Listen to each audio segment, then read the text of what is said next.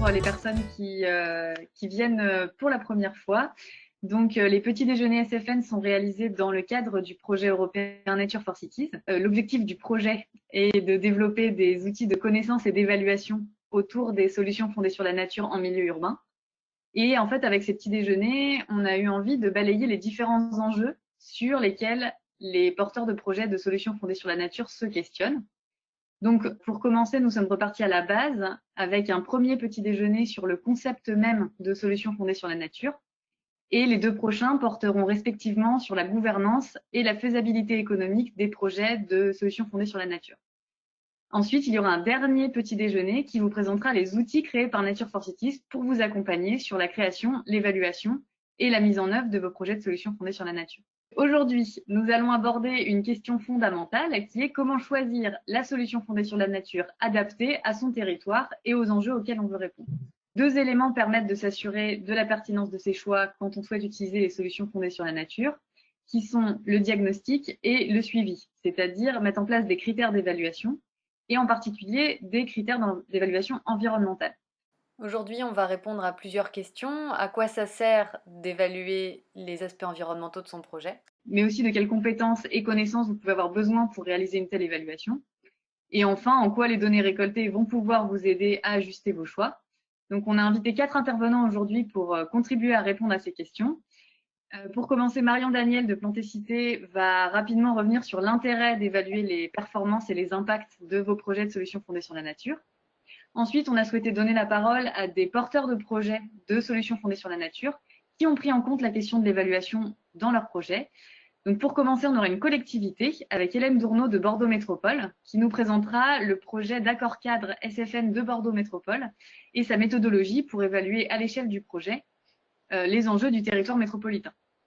Ensuite, nous aurons le point de vue d'un urbaniste architecte avec Andrzej Bernik de Fieldwork, qui est une agence qui a réalisé un projet de désimperméabilisation d'un parking lisière d'une tierce forêt à Aubervilliers, avec une démarche particulière autour du diagnostic et l'évaluation.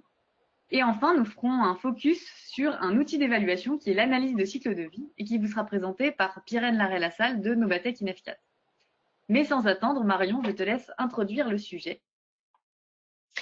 Merci Mathilde, bienvenue à tous.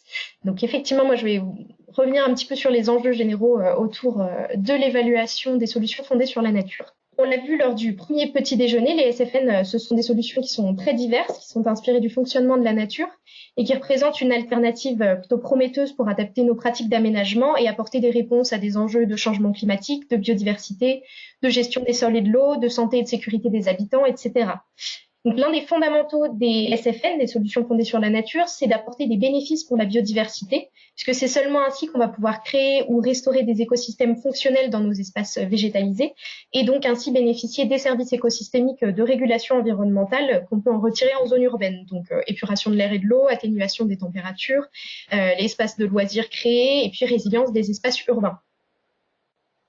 Donc, face à une certaine urgence de renaturation de nos villes, il faut pouvoir vérifier la pertinence et l'efficacité de nos pratiques. Il faut donc pouvoir vérifier la performance des SFN qui sont mises en place, c'est-à-dire les bénéfices, les co-bénéfices qu'ils vont réellement apporter. Parce qu'effectivement, certains aménagements non adaptés pourraient en effet avoir des bénéfices limités, voire des impacts négatifs. On peut imaginer entre une toiture végétalisée plutôt monospécifique constituée de sédum ou une toiture sur laquelle il y a eu un véritable travail sur le choix des espèces et la diversification des espèces, on peut assez intuitivement faire la différence. Mais en réalité, les choix qui vont être à faire en termes de planification, de conception et de gestion, ils vont être généralement complexes. Et donc, mieux comprendre l'impact de ces pratiques sur la biodiversité, sur le sol, sur le climat, etc., c'est donc un préalable pour une réelle prise en compte dans les décisions d'aménagement. Et donc, pour effectuer cela, il faut pouvoir évaluer nos pratiques, ce qui va permettre de quantifier les bénéfices et les impacts attendus d'un aménagement. Et au-delà de vous permettre d'ajuster vos pratiques si nécessaire, l'évaluation, elle va aussi permettre de donner des éléments tangibles qui vont vous aider à convaincre les décideurs et les citoyens de l'intérêt des projets de nature en ville. Pour pouvoir évaluer, il y a plusieurs préalables nécessaires, comme la connaissance de son territoire et de ses objectifs précis. Donc effectivement, le premier préalable à l'évaluation, c'est de bien connaître son territoire, puisque l'évaluation, elle va résulter d'une analyse fine de la situation initiale et d'une compréhension du contexte local dans lequel nos enjeux environnementaux vont prendre place, mais aussi les enjeux socio-économiques qui seront développés dans les petits déjeuners suivants.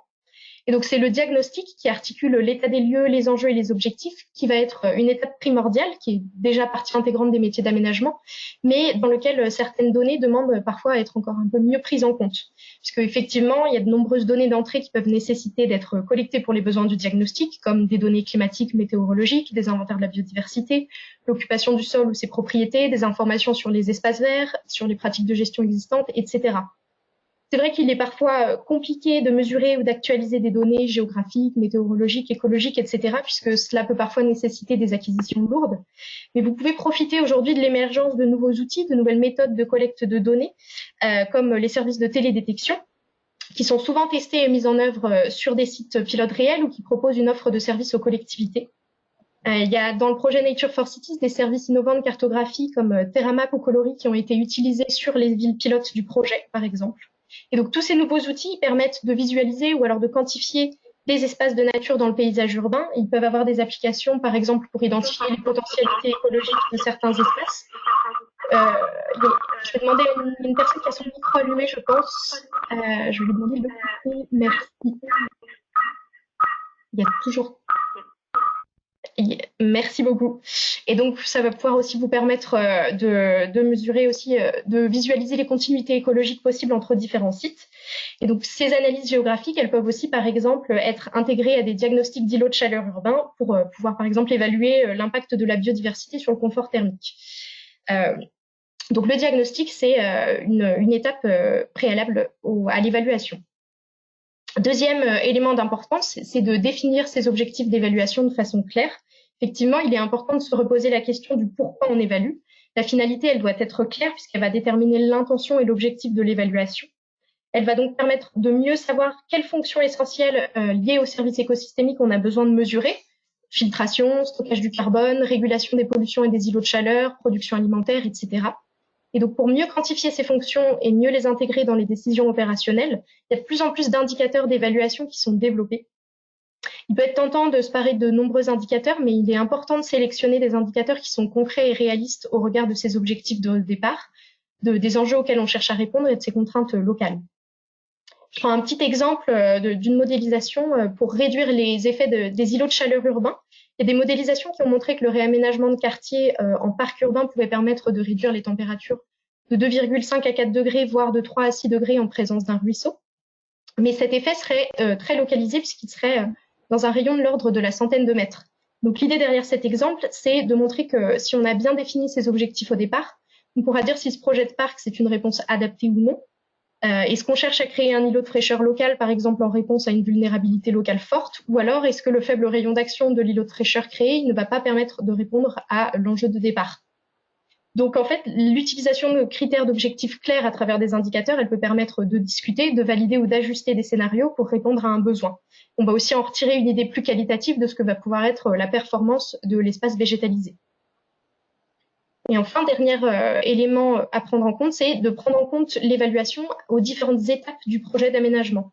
Effectivement, cette évaluation, elle sera intéressante si elle est prise en compte tôt dans les projets. Ce n'est pas une étape a posteriori ou externe au projet, mais bien une réflexion qui s'intègre dès les processus de planification. Et de même, après l'implantation d'une ESFN, il est nécessaire de mettre en place un suivi qui va nous permettre d'avoir des données objectives sur les services rendus par les SFN tout au long de leur durée de vie. Les pratiques d'entretien, elles vont conditionner effectivement le maintien de la biodiversité sur le site.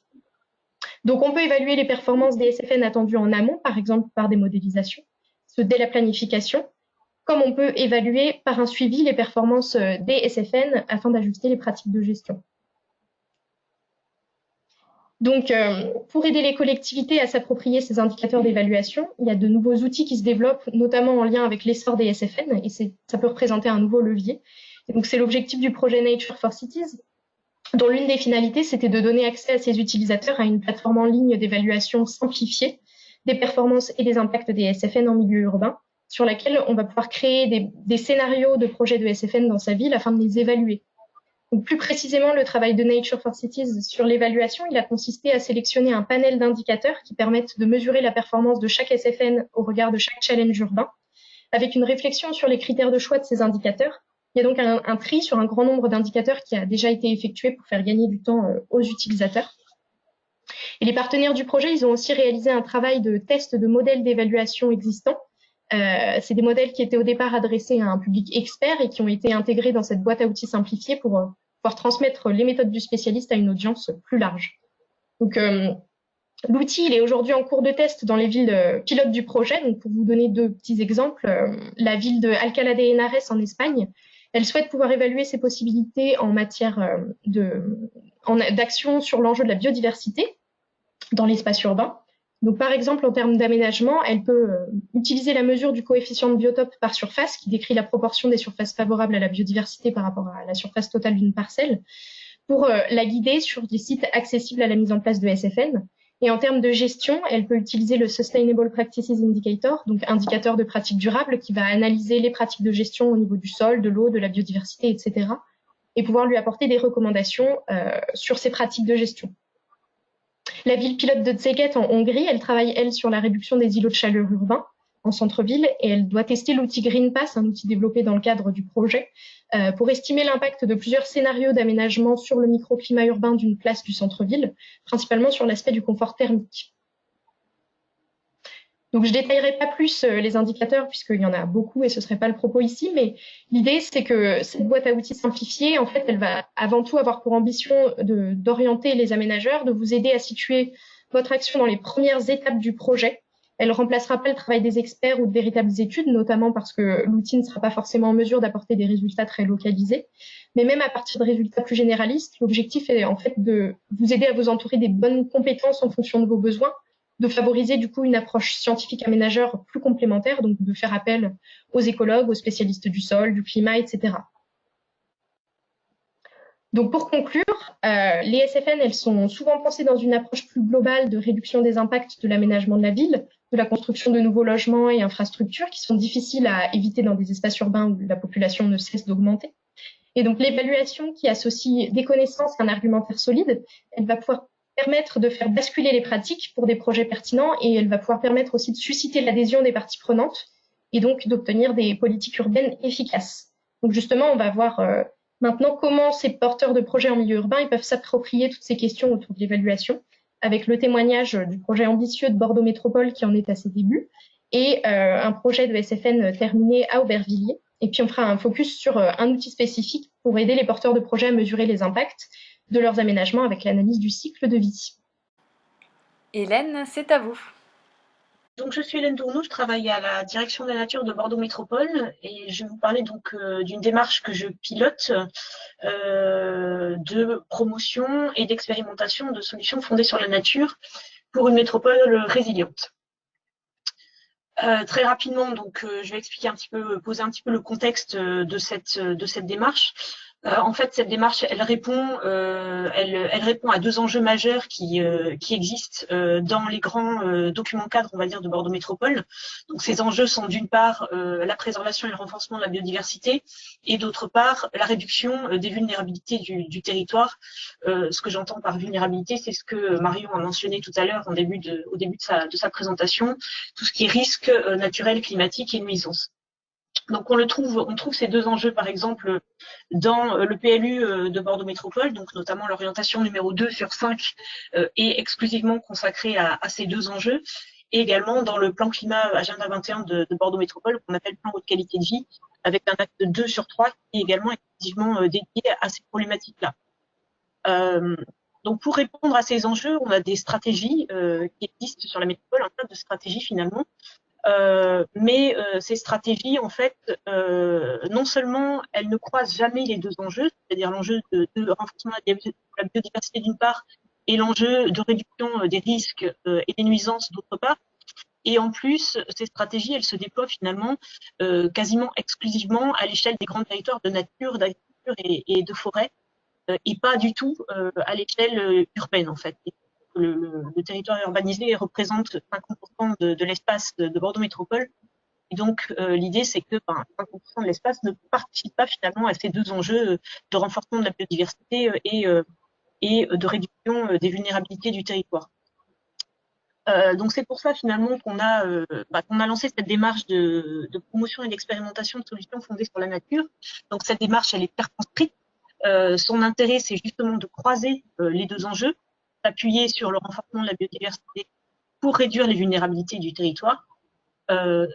Le deuxième défi, on va dire, c'est que cette démarche, elle se déploie en milieu urbanisé, elle se déploie à l'échelle du projet. Donc le projet, depuis la parcelle jusqu'à l'opération d'intérêt métropolitain, donc des projets à différentes échelles, mais toujours en milieu urbain, dans l'espace public comme dans l'espace privé. Et donc, la particularité de cette démarche, c'est que on raisonne à l'échelle du terrain du projet et pas nécessairement à l'échelle d'une vulnérabilité, comme on peut le voir, par exemple, dans la plupart, finalement, des présentations que j'ai pu voir sur les solutions fondées sur la nature. On ne cherche pas à lutter précisément contre, mettons, l'îlot de chaleur ou contre l'imperméabilisation des sols, mais on cherche tout simplement à identifier les vulnérabilités sur le territoire d'un projet et à y répondre par des solutions fondées sur la nature. Du coup, notre démarche, elle se matérialise par un accord cadre qui a été notifié en octobre 2019 pour une durée de 4 ans. Et donc, on en est, comme vous l'avez mentionné, au tout début de la démarche. Enfin, au début de la démarche, on n'a pas beaucoup avancé l'année dernière parce que c'est vrai que les circonstances étaient un peu particulières entre les élections municipales, la nouvelle mandature et puis le confinement. Donc, ce que je vais vous présenter ici, c'est plutôt un retour d'expérience sur nos réflexions, finalement, par rapport à ce défi qu'on se lance, plutôt que sur nos réalisations, parce que pour l'instant, il n'y a pas de réalisation à vous montrer. Alors, précisément, de quoi s'agit-il? Eh bien, la démarche consiste à choisir la solution fondée sur la nature la plus adaptée au contexte local, et notamment au contexte du projet qui va s'inscrire dans cette démarche, en 3 étapes. Donc, la première étape consiste à réaliser un diagnostic des vulnérabilités du projet. Donc, un état initial de l'environnement, un état initial de l'environnement par rapport à la biodiversité, un état initial également des vulnérabilités présentes sur le terrain du projet, et puis donc une étude de l'impact ou des impacts du projet sur la biodiversité d'une part, et sur les vulnérabilités qui ont été identifiées d'autre part. Donc, est-ce que ça les renforce? Est-ce que ça en crée des nouvelles, finalement? La deuxième étape, ça va être la conception et l'aide à la mise en œuvre de solutions fondées sur la nature qui permettent de réduire ou de maîtriser les vulnérabilités donc, qui ont été identifiées dans la phase de diagnostic. Donc, c'est-à-dire des solutions de manière prioritaire d'évitement, voire de réduction des impacts sur la biodiversité d'une part, et également des solutions d'évitement et ou de réduction des vulnérabilités qui ont été identifiées dans le diagnostic. Et on fait prioritairement appel aux services rendus par la nature pour mettre en œuvre, en tout cas concevoir ces solutions. La troisième étape, qui est une étape finalement qui se déroule tout le long du projet, comme vous l'avez d'ailleurs mentionné Marion, c'est l'évaluation de la plus-value des solutions proposées, donc l'évaluation de leur impact sur la biodiversité d'une part, et l'évaluation de leur impact sur les vulnérabilités qu'elles sont censées réduire ou maîtriser. Et donc, comme je viens de le dire, cette évaluation a lieu ex ante, c'est-à-dire dès la conception des solutions fondées sur la nature, on sait déjà où on veut en venir, c'est-à-dire à quel résultat on veut en venir en termes de biodiversité et en termes de réduction des vulnérabilités identiques. Quelle vulnérabilité et jusqu'à quel point finalement. Et donc tout ceci se déroule également in itinéré. Et précisément, comment ça va se passer? Je ne parle plus parce que pour l'instant, il ne se passe rien. Il va se passer des choses en 2021. Pour déterminer justement la méthode, les outils, les process qu'on allait utiliser, on s'est appuyé sur un retour d'expérience d'une autre démarche qu'on avait mise en place entre 2015 et 2018, dont l'objet était différent. Il s'agissait d'évaluer le projet urbain au regard des enjeux d'aménagement durable, mais finalement, cette démarche avait présenté des similitudes avec la démarche solutions fondées sur la nature. Et parmi ces similitudes, déjà, le dispositif s'appliquait à l'échelle du projet urbain. Déjà à l'époque, on était à l'échelle du projet. L'idée, c'était de vérifier ou de bien s'assurer à chaque phase du projet qu'on était bien en phase précisément avec les enjeux d'aménagement durable. On avait à l'époque des référentiels aménagement durable clés en main, comme par exemple le référentiel écoquartier ou le référentiel HQ aménagement, mais ces référentiels n'étaient pas appropriés au contexte local précisément. On les trouvait trop généraux finalement, et donc on avait besoin de quelque chose de plus adapté à notre contexte. On avait aussi des chefs de projet qui étaient motivés pour bien faire, mais qui n'avaient pas de temps finalement, qui n'avaient pas de disponibilité pour bien prendre en charge des outils compliqués, des tableaux de suivi, etc., etc. Et puis on avait des élus qui étaient peu concernés. Et donc sur la base finalement de ce contexte, on a développé un outil et un process adapté finalement à ce contexte un petit peu compliqué, un petit peu particulier, mais qui est finalement le contexte, enfin c'est la réalité, c'est la réalité du terrain, donc il faut s'y adapter. Et en fait, cet outil, alors je vais le présenter vraiment rapidement parce que c'est pas l'objet. Je présenterai ensuite les outils SFN. Cette démarche, elle reposait sur un outil principal qui était un référentiel, et autour de cet outil, on avait toute une série de services qui étaient rendus au chef de projet. Donc, pour vous expliquer un petit peu comment ça fonctionne, donc sur la colonne de gauche, donc on a les phases du projet, donc depuis la programmation jusqu'à la gestion et aux usages. Et puis ensuite, donc dans la partie centrale, on a justement les questions qu'il faut se poser, donc les questions fondamentales, les questions évaluatives avec des thématiques, usage, urbain, écologie et nature, et des questions de méthode, donc avec également des thématiques, le pilotage, le suivi de la performance et la participation. Donc c'était des questions ouvertes finalement qui permettaient d'évaluer le projet urbain. Et puis donc à l'extrême droite du schéma, vous avez des indicateurs quantitatifs. Et finalement ces indicateurs quantitatifs sont au nombre de 16, donc par phase du projet, on a seulement 16 indicateurs quantitatifs à remplir.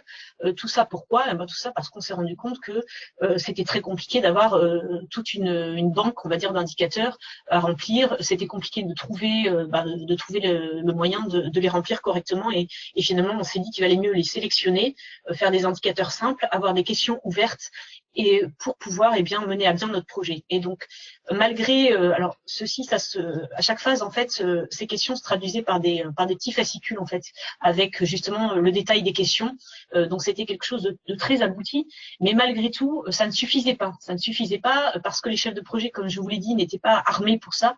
Ils n'avaient pas la disponibilité pour le faire. Et du coup on avait mis en place finalement avec le prestataire qui nous accompagnait des ateliers d'évaluation. Donc ça veut dire que le prestataire préparait l'atelier en amont avec le chef de projet, il récupérait tous les éléments du projet importants, il préparait les questions évaluatives, les questions de méthode, il remplissait les indicateurs. Ensuite, on avait un atelier d'évaluation où le prestataire remplissait justement les petits fascicules, et ensuite on avait carrément un rapport d'évaluation suivi de recommandations. Donc sur la base finalement de cette expérience, c'est plutôt une expérience en matière finalement de gouvernance, mais si on veut avoir des solutions adaptées, il faut pouvoir s'adapter au contexte logistique, on va dire, dans lequel on évolue. On a conçu le process et les outils qui vont nous permettre de promouvoir et d'expérimenter des solutions fondées sur la nature sur le territoire de Bordeaux Métropole.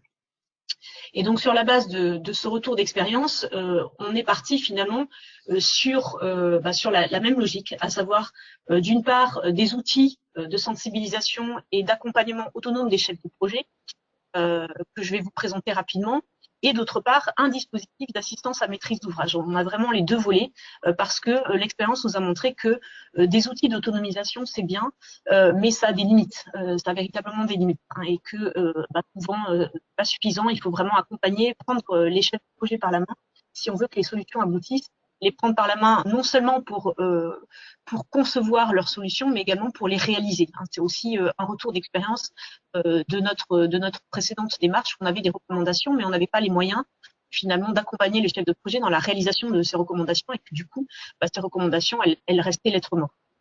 Alors, par rapport aux outils de sensibilisation et d'accompagnement sur les solutions fondées sur la nature, donc ces outils ils se divisent en différentes, on a différentes catégories d'outils. Donc, on a des outils de connaissance d'une part. Alors très rapidement, un outil qui explique tout simplement ce que c'est une solution fondée sur la nature, parce qu'il faut savoir quand même que dans les collectivités, les urbanistes ils ne connaissent pas cette notion de solution fondée sur la nature. Ils font de la végétalisation, ils ont des solutions pour réduire les risques identifiés dans les études d'impact, mais ils ne font jamais le croisement entre les deux. Donc un outil qui explique ce que sont les solutions fondées sur la nature. Là, vous avez un petit schéma qui résume un petit peu la perception qu'il faut avoir des solutions fondées sur la nature, mais je ne vais pas m'étendre parce qu'on n'a pas vraiment le temps. Vous avez des questions plus tard, peut-être que j'y reviendrai. Un outil qui explique également quels sont les quatre services, les quatre catégories de services rendus par la nature. Donc, par exemple, cet outil qui explique finalement au chef de projet les services rendus par la nature. Donc, par exemple, vous avez ici une diapositive qui évoque donc les catégories de services. Donc là, encore une fois, pour mettre finalement les chefs de projet qui ignorent complètement qui savent peu finalement que la nature rend des services sur lesquels on peut s'appuyer. Un outil éviter, réduire, compenser, renforcer. Alors ça, je vais pas m'étendre dessus parce que c'est un petit peu compliqué. Peut-être qu'on pourra en discuter s'il y a des questions là-dessus. Ensuite, parmi les outils je vous ai dit de connaissances, on a aussi des outils d'aide au choix de la solution adaptée au contexte local. Donc, on a notamment développé, notre prestataire a notamment développé une matrice vulnérabilité solution, alors que je dois avoir ici quelque part. Alors, en gros, le principe, c'est en ordonnée d'identifier toutes les vulnérabilités qui peuvent survenir sur un projet, et en abscisse d'identifier tous les services rendus par la nature qui peuvent répondre à ces vulnérabilités. L'idée étant pour le chef de projet de commencer à se faire une idée de ce que pourraient être les solutions adaptées à son projet. On a également un benchmark de solutions inspirées par la nature. Alors là, cet outil, je ne l'ai pas ici, donc il faut que je l'ouvre très rapidement. Donc, c'est un tableur Excel. Il se présente sous la forme d'un tableur Excel. Ah bah si, il est là, voilà. Il est là. Donc, cet outil, en fait, donc toute la partie, on va dire, bleu, grisé, correspond à la description des projets. Donc là, on a par exemple le développement d'un plan de biodiversité de la ville de Barcelone. C'est le premier projet qui est identifié. Donc, on le décrit. Et ce qui est intéressant, c'est cette partie rouge, en fait, qui est déjà une partie finalement, alors qu'on appelait justification des SFN, mais plus exactement d'évaluation ex ante de la solution fondée sur la nature, avec ici donc ces deux colonnes qui essaient d'identifier donc quels sont les services rendus par la nature sur lesquels on peut s'appuyer. Les deux colonnes suivantes qui essaient d'identifier quels sont les services qu'on va rendre à la nature, et puis donc les trois colonnes suivantes qui identifient les vulnérabilités du projet et la façon dont on va y répondre. Et donc, pour terminer, on a donc une partie source si on veut pouvoir contacter les personnes qui ont mis en œuvre ces solutions. On a donc également un outil d'aide à la mise en œuvre des solutions fondées sur la nature. Alors celui-là, je ne vais pas l'ouvrir. Il ressemble relativement à l'outil que je vous ai présenté sur l'évaluation des projets au regard des enjeux d'aménagement durable par phase. En fait, il est très inspiré de l'outil qu'on avait déployé dans la démarche précédente.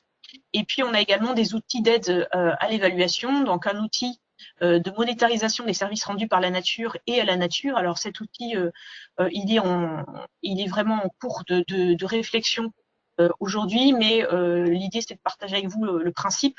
En fait, l'idée c'est de pouvoir monétariser les économies qu'on réalise en choisissant les solutions fondées sur la nature par rapport à d'autres solutions plus techniques. Donc des économies de plusieurs types, économie de substitution d'une part, économie de valeur d'autre part et économie de compensation d'autre part. Donc avec des économies qui sont faciles à identifier, à monétariser parce qu'on les connaît. Par exemple, la logique d'équivalence ou de substitution, et puis des économies qu'il va falloir essayer de monétariser parce que c'est plus difficile finalement de les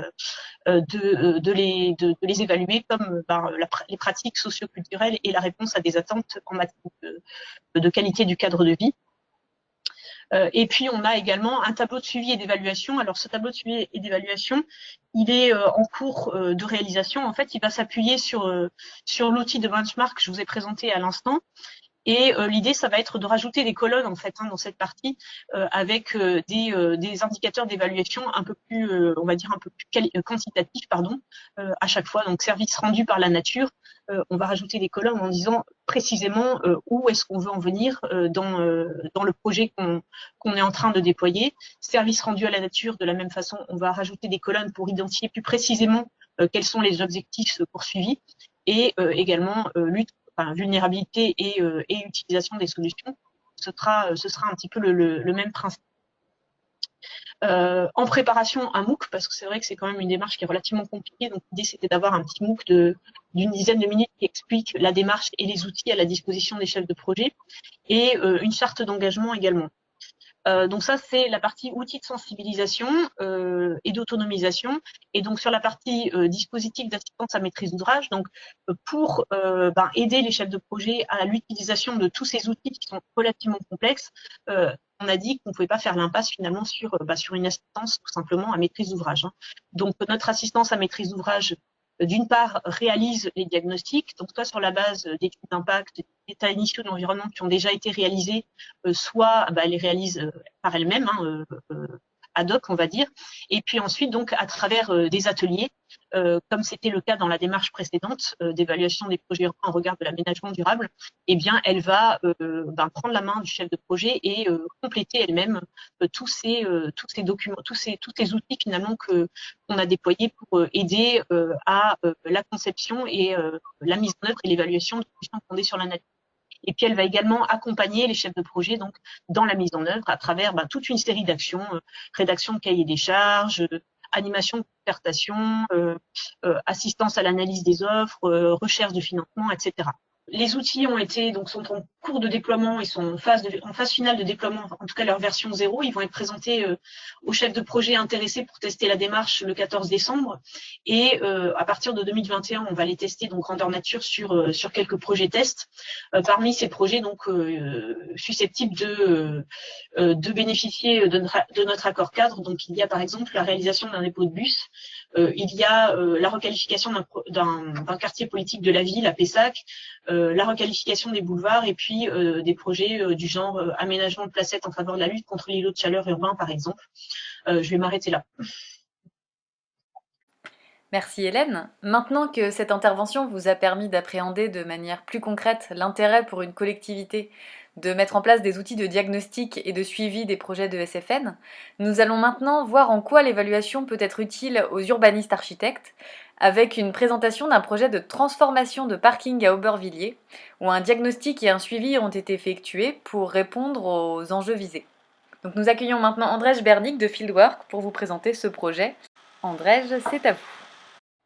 Oui, bonjour à tous et à toutes et merci pour l'invitation. On est très content de parler de ces projets. Ça fait un petit moment qu'on a commencé avec ce travail et finalement on a réussi de le terminer cette année.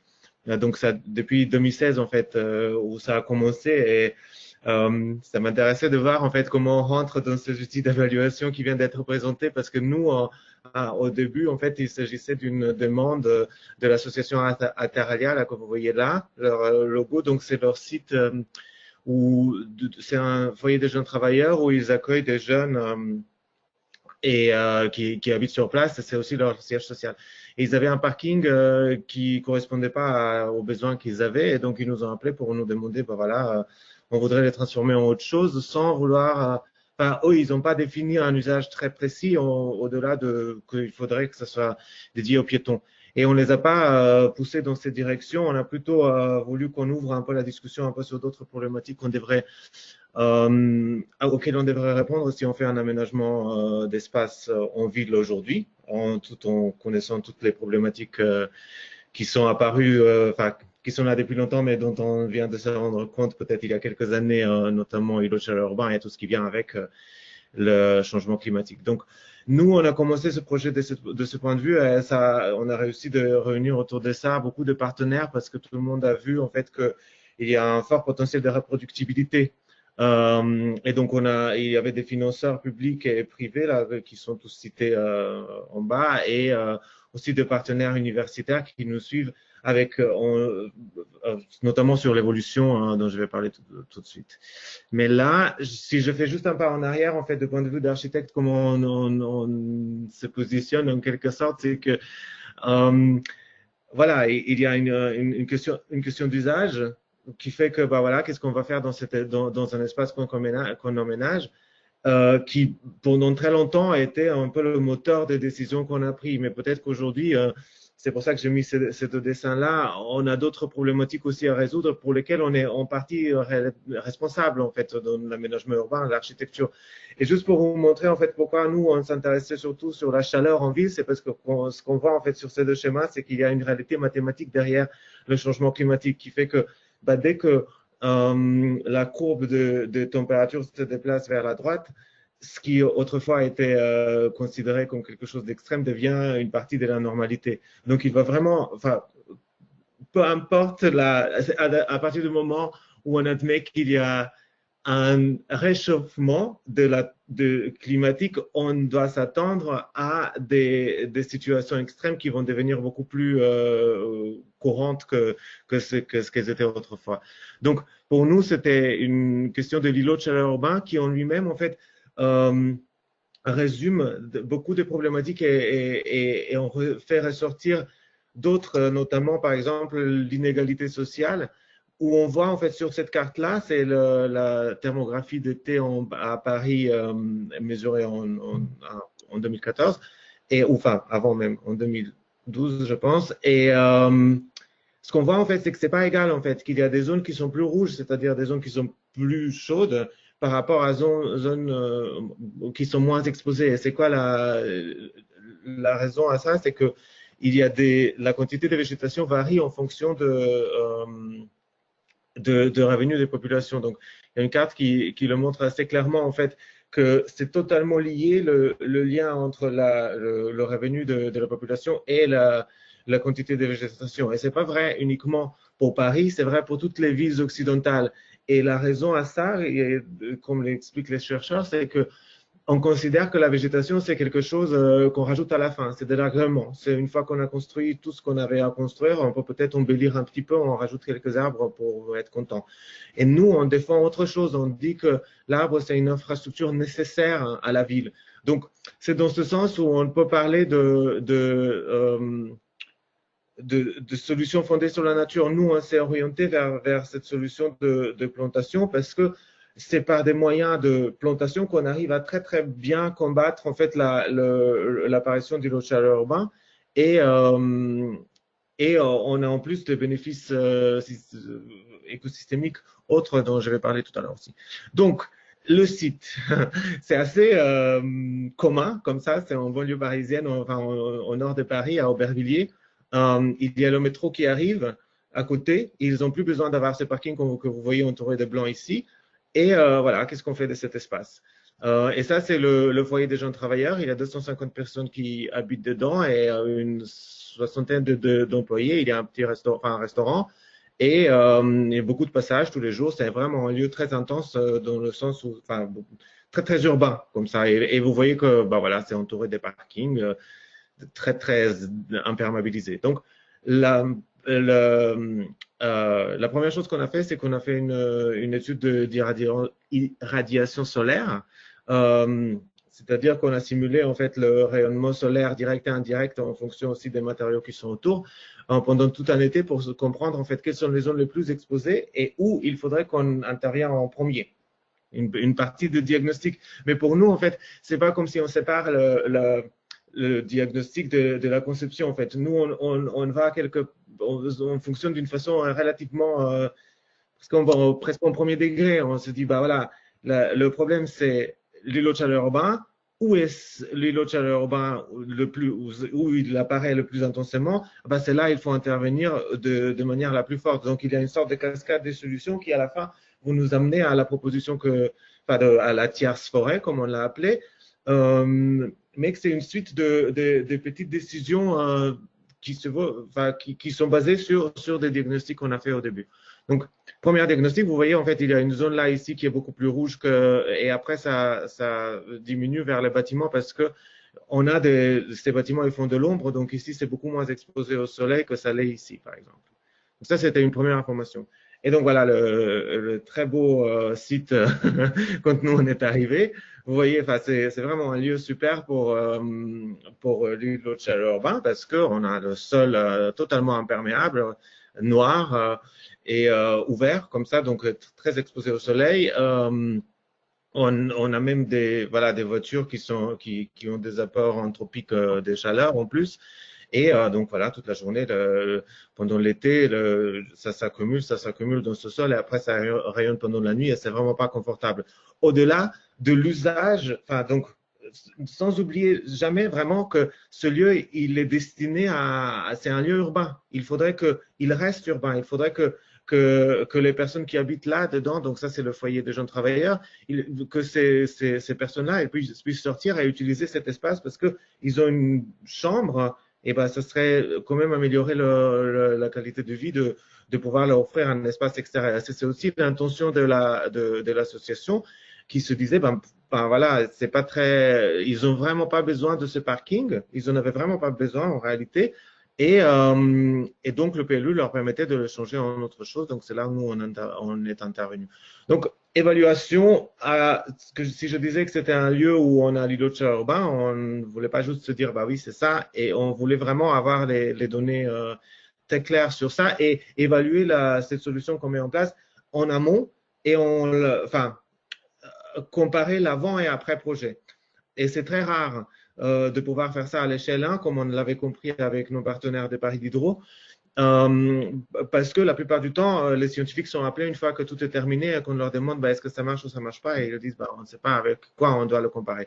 Donc nous, on a installé une station météo un an avant la construction du projet. 2 stations en réalité, il y en a une qui est sur le toit qui fait témoin, qui ne changera pas, qui restera toujours pareil, et celle-ci qui est là sur le parking, mais qui va avec le temps, qui est déjà maintenant dans la forêt, et en définissant donc la différence entre les deux au départ, on va pouvoir savoir quelle était vraiment l'influence de ce changement qu'on est en train de faire. Donc c'est toujours, l'évaluation est toujours en cours, elle restera jusqu'à 2021 au moins. Deuxième, et on a déjà les premiers résultats. Et deuxième évaluation très importante pour cette solution qu'on est en train de mettre en place, c'est donc la caractérisation du sol. Parce qu'encore une fois, les décisions qu'on va prendre, ce ne sera pas on voudrait planter un certain type d'arbre, donc maintenant on fait tout pour pouvoir le faire. L'idée, c'était on va analyser le sol et en fonction de ce qu'on trouve, on va prendre nos décisions sur le type de plantation et l'essence qu'on va planter.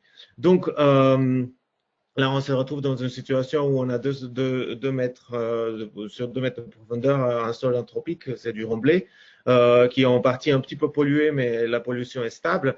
Et ce qui est particulier par rapport à, voilà, peut-être plus précisément sur, si je reviens un peu sur le titre d'aujourd'hui, en fait, de la solution de se fonder sur la nature, en fait, peut-être qu'il faut faire attention à quel type de diagnostic on fait, en fait, parce que nous, on travaillait donc avec les ingénieurs forestiers qui nous ont presque, qu'ils ont dû beaucoup nous convaincre, en fait, d'aller dans ce type d'évaluation qui était de réellement creuser ce trou-là de 2 mètres par 2 mètres pour qu'eux, ils puissent rentrer dedans et faire une analyse très précise, tactile et aussi voilà, du sol qui est complètement différente d'une analyse où on fait un carottage de 10 cm de largeur, on extrait une partie du sol, on n'arrive pas à voir aussi précisément comment se déplace l'eau, quelle est la capacité de ce sol de stocker d'eau et tout ça. Parce que nous, notre intention était toujours de garder le sol sur place, de ne pas remplacer ce qu'on trouve sur place avec de la terre végétale qu'on amènerait d'ailleurs. Donc, ça, c'est une partie très importante du projet parce que ça concerne la préservation des ressources. Et la terre, hein, c'est une ressource. Et donc, nous, on a cherché à planter dans ce qu'on a trouvé en amendant avec du compost issu localement. Donc, juste pour revenir un peu pourquoi les arbres, c'est pas parce que nous on aime les arbres, c'est parce que, enfin, même si on n'a rien contre les arbres, mais c'est parce que c'est une très bonne solution en réalité de combattre la chaleur d'une façon parce qu'ils font de l'ombre, d'autre part parce qu'ils évapotranspirent et c'est ça qui fait réellement baisser la température. Il y a très peu on pourrait les remplacer par d'autres choses. On pourrait faire des ombrières avec de la vaporisation d'eau. Mais bon, après, voilà, qu'est-ce que ça veut dire? On n'aurait pas d'autres avantages qui amènent des arbres. En plus, il y a un entretien. Donc, on voit vraiment l'arbre comme vraiment comme une infrastructure en fait. C'est pas comme pour des raisons un peu romantiques qu'on plante des arbres, mais c'est parce que on en a réellement besoin et parce qu'il nous rend service d'une façon très performante. Donc voilà les travaux. Pour vous dire un peu comment ça s'est passé de façon très concrète en fait. Donc là vous voyez qu'on a décompacté le sol jusqu'à une certaine profondeur de 1 mètre et on l'a mélangé avec le compost que vous voyez là. Et donc ça a donné ça. On a rajouté des pierres parce qu'il fallait faire le mélange terre-pierre parce qu'après à la fin vient le revêtement de sol et pour avoir assez de portance pour le revêtement de sol. Et là on a les drains en terre cuite pour répartir l'eau qu'on va stocker sur ces zones-là. Donc plantation, et voilà, on arrive à ça. C'est pas un espace public en fait, c'est pas la ville encore. Donc j'insiste un peu sur cette histoire que nous on voulait créer un lieu urbain et dans ce sens on cherchait en fait que ça soit universellement accessible et donc c'est pour ça qu'on posait sur toute la surface un revêtement de sol qui était du béton drainant qui laisse passer l'eau s'infiltrer sur toute la surface. Voilà le résultat.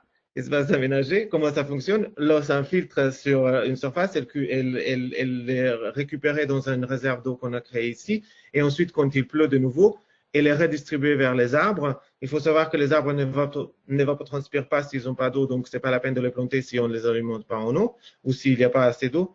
Et donc voilà, pour nous, en fait, l'objectif, c'était de lier usage urbain avec une dense plantation d'arbres, donc une solution fondée sur la nature. Je termine sur ça. Merci beaucoup. Merci André pour cette présentation de cas pratiques très intéressant. Donc, pour finir ce petit déjeuner, nous avions envie d'aller un peu plus loin sur la question de l'évaluation environnementale. En effet, les exemples que vous ont donnés Hélène et André visent à évaluer les bénéfices des solutions fondées sur la nature installées.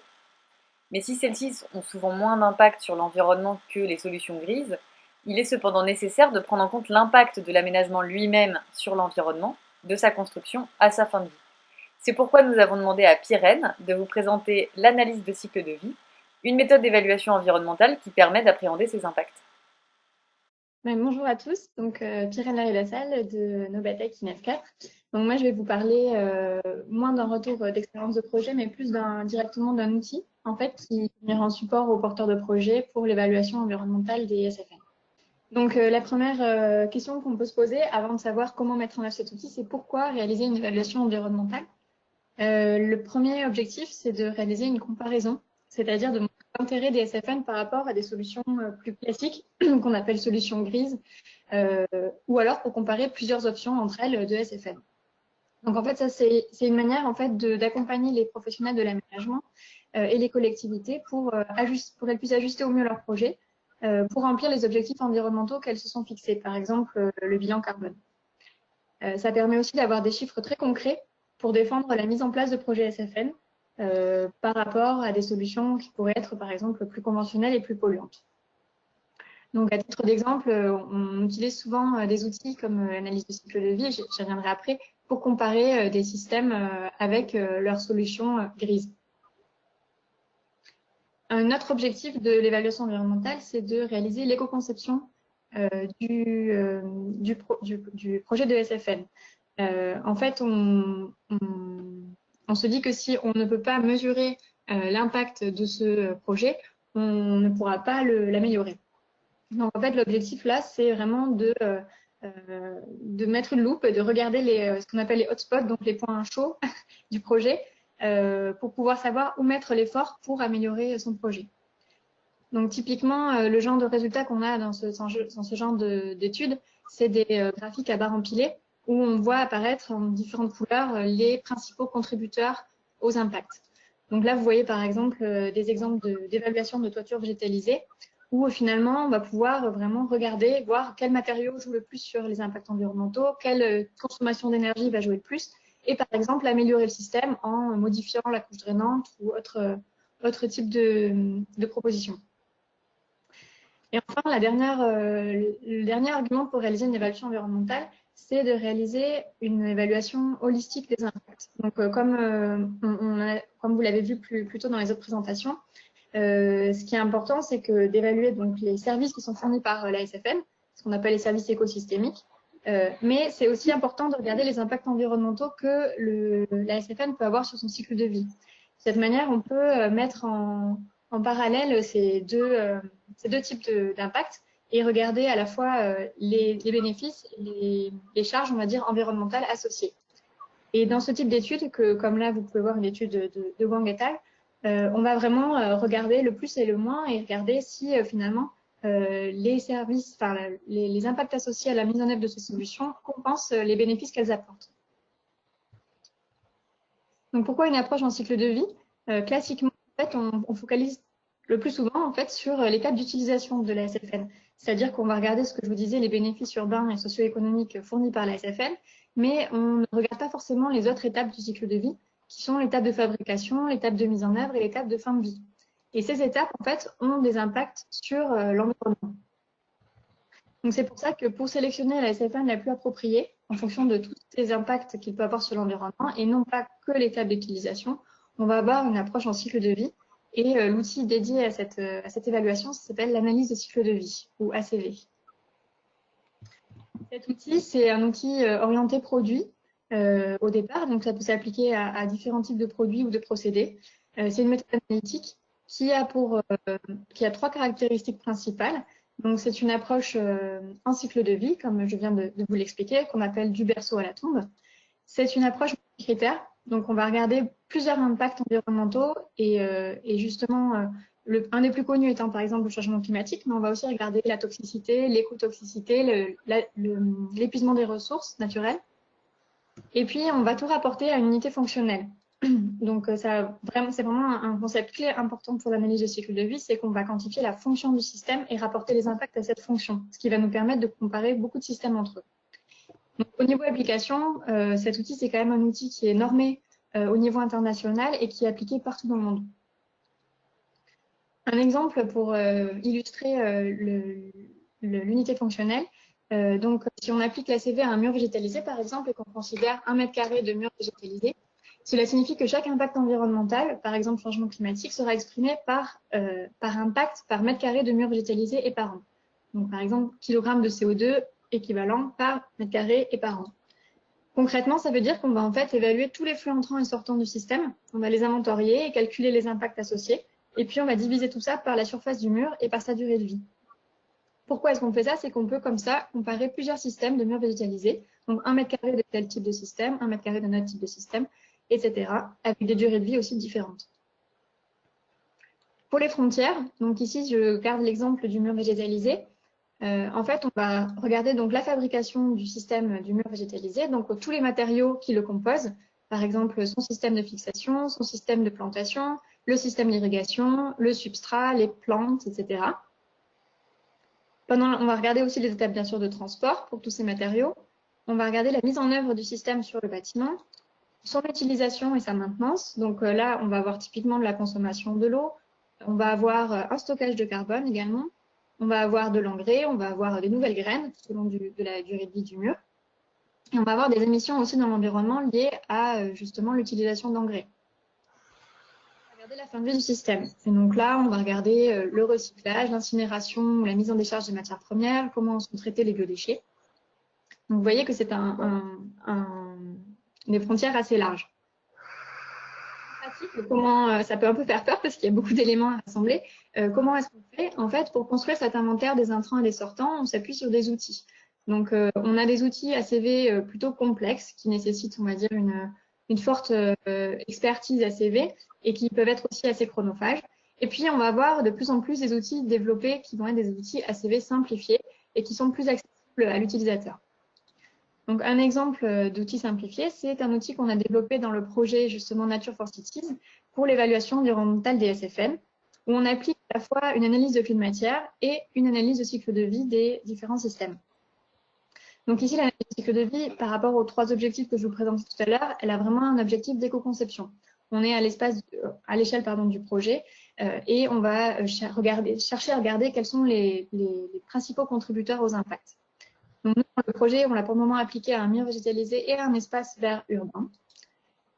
Donc, par exemple, pour le mur végétalisé, si je reprends le diagramme de tout à l'heure que je vous avais présenté en cercle, en fait, on voyait le cycle de vie du mur végétalisé. Là, c'est exactement la même chose, mais mise à plat et un peu plus détaillée. Donc, vous voyez qu'on a une consommation de différents matériaux, des étapes de transport. On a aussi des étapes du transport jusqu'au site de mise en œuvre. Et puis ensuite, on va voir les étapes associées, les impacts, les inventaires, on va dire, associés à l'étape d'utilisation et la fin de vie. Donc, pour faire l'outil végétalisé dans le projet Nature for Cities, ce qu'on a fait, c'est qu'on a réalisé l'analyse de cycle de vie de ce système et on a déjà regardé les intrants en fait, qui vont jouer le plus sur les résultats finaux. Ça nous a permis en fait, de sélectionner des paramètres clés qui vont être les paramètres qu'on va demander à l'utilisateur quand il va chercher à modéliser son système. Donc, typiquement, ce sont des masses d'éléments, des durées de vie. On va avoir également des volumes, par exemple pour le volume d'eau consommé sur la phase d'utilisation. Et puis, on va avoir des paramètres bien sûr généraux qui sont la surface du mur et la durée de vie du mur. Donc finalement, tous les autres entrants que vous voyez ici et sortants sont définis par défaut parce qu'on a finalement déterminé que ce n'étaient pas des entrants et des sortants qui avaient un fort impact sur les impacts sur les résultats finaux. Et on se focalise vraiment sur 15 paramètres clés que l'on va chercher à récolter auprès de l'utilisateur. Donc, il faut savoir que des valeurs par défaut sont fournies pour tous les paramètres d'entrée demandés, qu'ils soient dans les paramètres demandés, et donc, bien sûr, pour les autres, puisqu'ils sont fournis par défaut.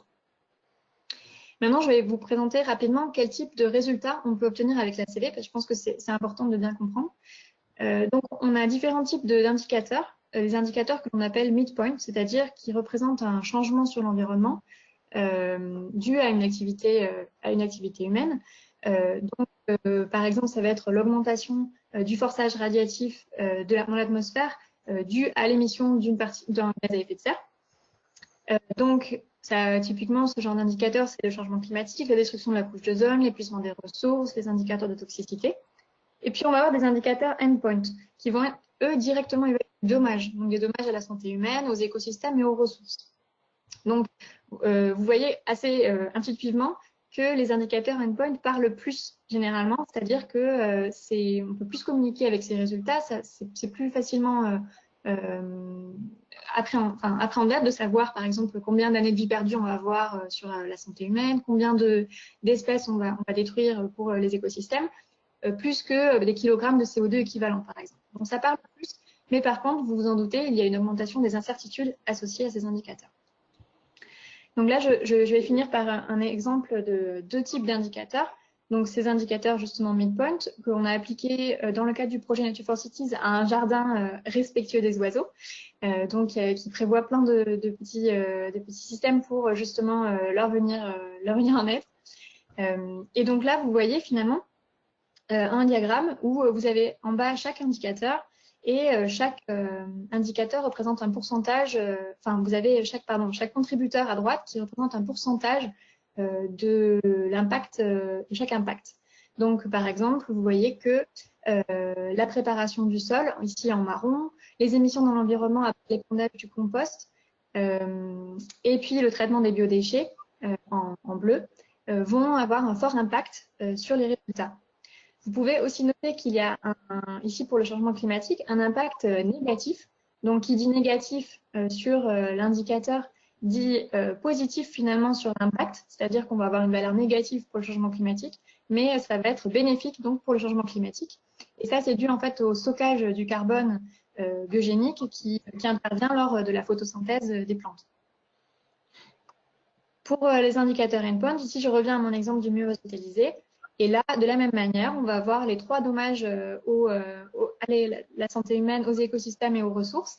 Et on va voir que, de toute évidence, c'est le système de plantation et le système de fixation qui vont avoir un fort impact. Si on creuse, en fait, c'est dû à l'extraction de la matière première aluminium et à sa mise en forme. Donc, un gros levier d'amélioration, c'est justement ce système de plantation, donc vous voyez en bleu ciel. Et finalement, dans la fin de vie, si on veut améliorer par exemple cette étape-là, on voit que c'est encore l'aluminium qui va jouer, même s'il est pourtant mal recyclé.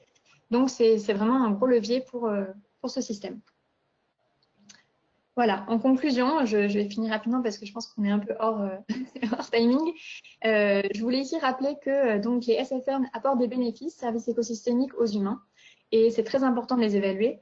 Mais pour avoir une approche globale, il est important d'appliquer des outils qui sont complémentaires et qui permettent d'évaluer les impacts du système sur l'environnement. Donc l'analyse de cycle de vie est un de ces outils, le principal outil d'ailleurs, pour quantifier ces impacts environnementaux. Et finalement, en considérant les effets que la fabrication, l'installation, l'utilisation des SFN vont avoir en termes de consommation énergétique et de matière, on peut dès le départ en faire des systèmes pensés pour être les moins impactants possibles.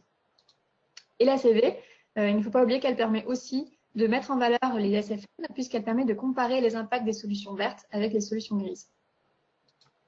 Voilà, je vous remercie pour votre attention. Si vous voulez aller plus loin, je vous invite à tester la plateforme Nature for Cities et si vous voulez en savoir plus également, à me contacter. Merci. Merci beaucoup, Pirène. Voilà, l'idée, c'était de vous donner ce matin un aperçu un petit peu de quels étaient les enjeux, avec aussi deux exemples. Un exemple à la phase de projet avec Bordeaux Métropole, et donc on remercie Hélène Dourneau pour tous les outils vraiment intéressants qu'elle nous a présentés, et un projet déjà réalisé avec André Bernic qui nous a présenté finalement un projet très concret de réhabilitation d'un parking. Malheureusement, malgré les nombreuses questions dans le chat, nous avons un petit peu dépassé le temps prévu avec toutes ces présentations passionnantes. Donc nous n'allons pouvoir prendre qu'une seule question. Nos intervenants restent bien sûr à votre disposition si vous souhaitez les contacter pour avoir plus d'informations. Une petite question auquel j'aurais aimé que vous puissiez répondre en 2 mots, André. C'était Lucie Rivière qui nous demandait si vous aviez estimé l'îlot de chaleur après le projet et de combien de degrés vous estimiez que le projet permettait de diminuer la température lors d'une canicule. Oui, on a des premiers résultats qui ont fait objet d'une publication scientifique et on est entre 2 et 6 degrés en température ressentie. Parce qu'on a calculé tout en température ressentie. Il faut savoir que ça ne veut rien dire de calculer en température juste comme ça, réelle. Donc, entre 2 et 6 degrés de baisse de température. Bon, un an après la réalisation. Merci à tous pour votre participation. Le prochain petit déjeuner aura lieu en décembre et sera sur la gouvernance et comment changer les mentalités.